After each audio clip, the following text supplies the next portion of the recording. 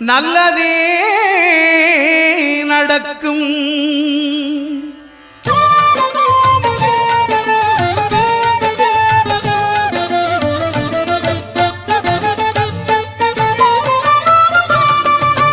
ஒன்பது கோளும் ஒன்றாய் காண அங்கு கற்பகம் என்னும் கடவுளின் மெய்யில் ஒன்பது கோளும் ஒன்றாய் காண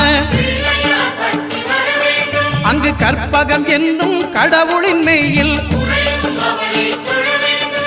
சூரியன் முதலாய் 9 கிரகமும் பலவித குணங்களை கொண்டிருக்கும். எங்கள் கற்பக தருவில் அவை வரும்போது ஒன்றாய் சேர்ந்து பலனளிக்கும்.